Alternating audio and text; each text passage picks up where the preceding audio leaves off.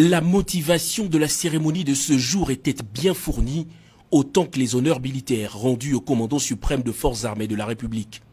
Ce séminaire sur l'éthique et la déontologie vient répondre à un besoin pressant de lutter contre la culture d'immoralité qui s'est installée dans l'armée depuis quelques décennies et qui compromet dangereusement l'identité positive et l'intégrité du pays.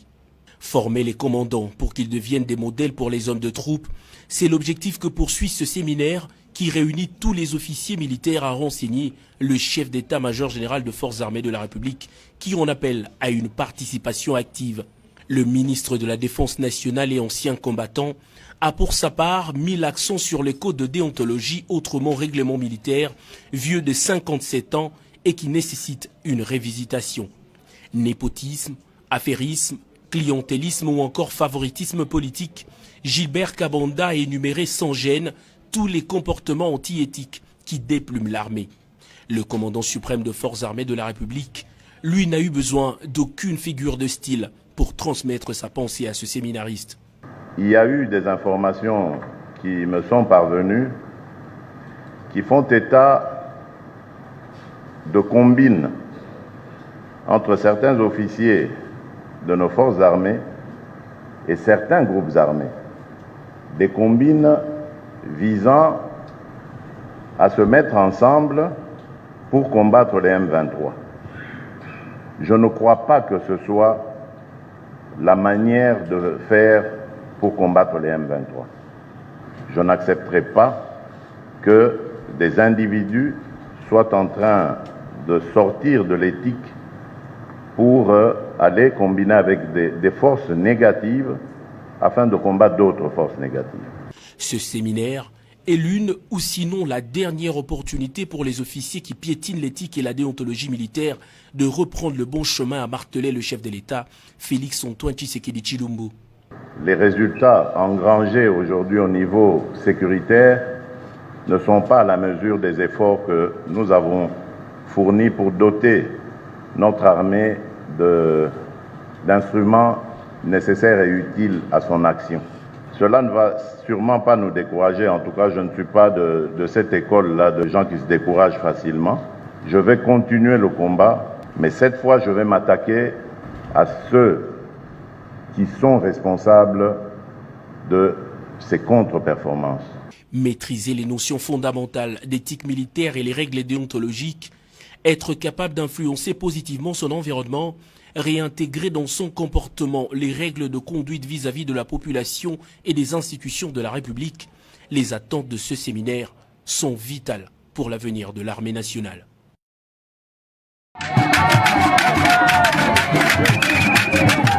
La communauté congolaise sud-soudanaise s'est fortement mobilisée cet après-midi du dimanche 8 mai pour accueillir le président de la République, Félix-Antoine Tshisekedi, et la très distinguée première dame de la RDC, Denise Nyakero. Il était 13h50, heure de Djouba, lorsque l'avion transportant les couples présidentiels a atterri sur les tarmacs de l'aéroport international de Djouba, au Sud-Soudan. Accueilli au pied de l'avion par le deuxième vice-président sud-soudanais, James Wani Iga, et toute sa délégation, les couples présidentiels a traversé la haie d'honneur avant de rencontrer la communauté congolaise qui scandait des chansons pour l'ovationner.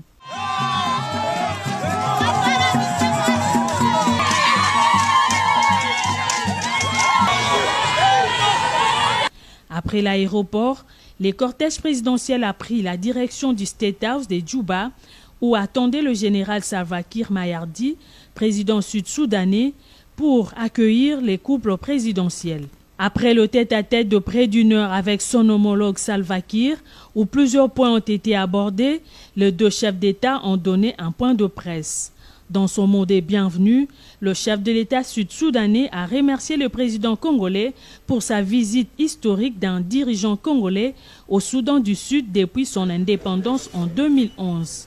Concernant les relations entre nos deux pays, le président Félix Tshisekedi s'est joint à l'appel du président Salva Kiir à obtenir de la communauté internationale la levée de l'embargo qui frappe ses pays frères afin de combattre les forces négatives qui sèment la désolation dans nos frontières. C'est vraiment dommage que cet embargo soit basé sur des préjugés car le président Salva Kiir, avec qui je me suis entretenu, est tout à fait, comme moi, conscient du fait que la paix et la sécurité sont des éléments nécessaires pour entamer le développement de nos pays et de notre région. Infrastructures, hydrocarbures et la sécurité alimentaire, ces points ont fait également partie de leurs échanges. Nous avons parlé des projets d'infrastructure avec la possibilité de construire plutôt bientôt une route qui va d'ici au Sud-Soudan jusque dans le nord-est de la République démocratique du Congo, plus précisément dans la province du Haut-Ouélé, ce qui va ouvrir la voie sur Kisangani. Kisangani qui est baigné par le fleuve Congo, lequel fleuve évidemment va jusqu'à l'océan Atlantique.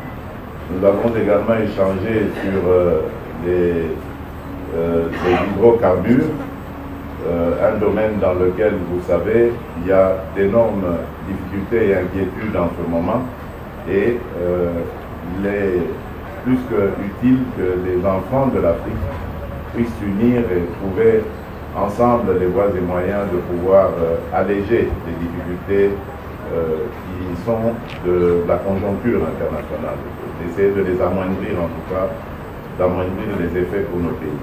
Nous avons également parlé de sécurité alimentaire et j'ai eu la grande joie et la surprise de découvrir que le Sud-Soudan est un des pays qui a le plus grand nombre de têtes de bétail dans le monde. Ils ont plus de 33 millions de têtes de bétail. Les garants de la nation congolaise a salué l'accueil chaleureux et fraternel du 9e voisin de la RDC qui vient de visiter depuis son accession à la magistrature suprême en janvier 2019.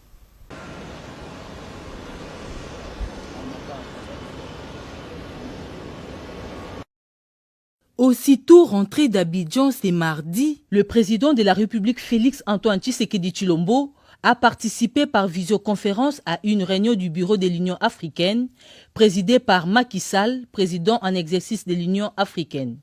Avec ses homologues du bureau, le président Félix Tshisekedi a évoqué la crise ukrainienne et son impact sur les économies africaines. Plusieurs questions importantes sur les continents africains ont été évoquées, notamment l'accès aux vaccins produits en Afrique, aux plateformes internationales d'achat et de distribution. L'impact de la crise russo-ukrainienne sur l'Afrique a aussi été largement évoqué au cours de cette réunion virtuelle. Des élections au Parlement panafricain et des consultations pour le complément de la composition du bureau de la conférence de l'Union africaine pour l'exercice 2022 ont aussi été abordées.